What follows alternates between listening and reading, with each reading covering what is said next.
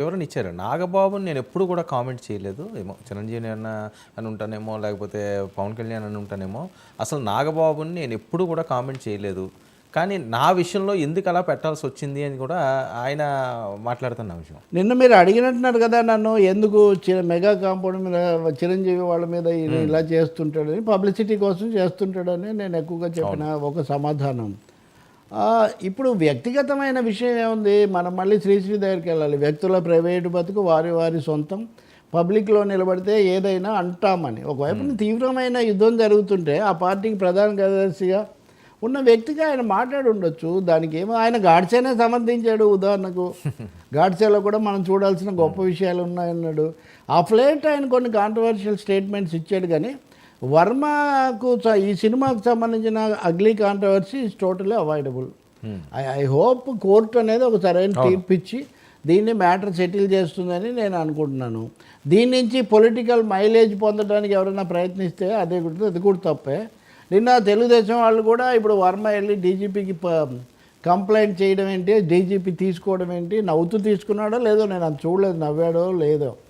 కానీ DGP complaint తీసుకోవచ్చు, ఎవరి మీద అయినా తీసుకుంటారు. యువతల వాళ్ళ మీద అయినా తీసుకుంటారు, అవతలి వాళ్ళ మీద అయినా తీసుకుంటారు. తీసుకోకపోతే చెప్తే మేము వాటిని డిబేట్ చేసి మిమ్మల్ని బలపరుస్తాం.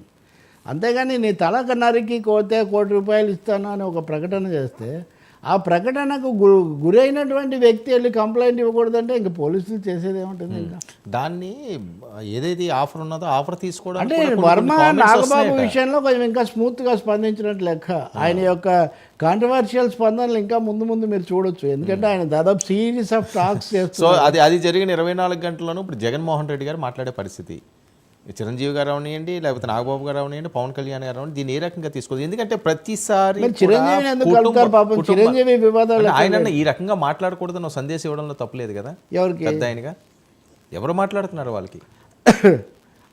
మరి వాళ్ళు ఫోన్ ఆన్ చేసుకుంటున్నారు లేదో మనకు తెలియదు. రాజకీయ వివాదాల్లోకి అయితే నేను కదండి, ఇది సొంత తమ్ముడు కదా. అందులో జగన్ పవన్ తలబడుతున్నది రాజకీయ నాయకులుగా.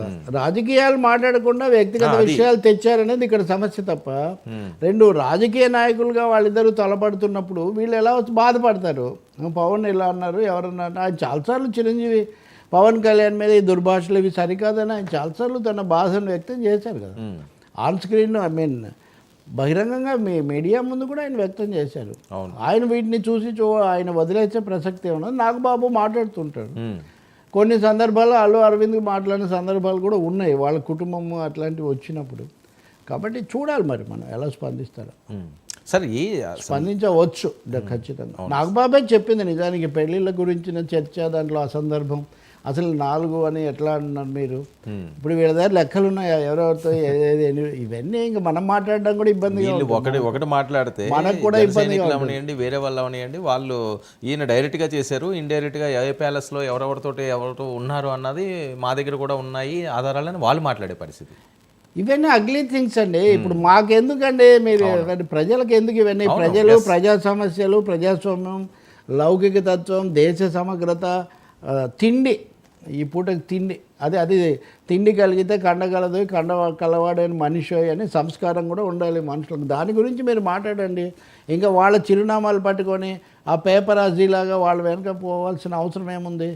ఇప్పుడు ఇంకా కొంతమంది ఉన్నారు అలాంటి క్యారెక్టర్స్ సినిమా పరిశ్రమలో కూడా మాట్లాడేవాళ్ళు. ఇప్పుడు నేను పేరు చెప్పట్లేదు, ఆయన ఎలాగో బయటకు వచ్చాక నేను మీతో రేపు ఎల్లుండో మాట్లాడతాను.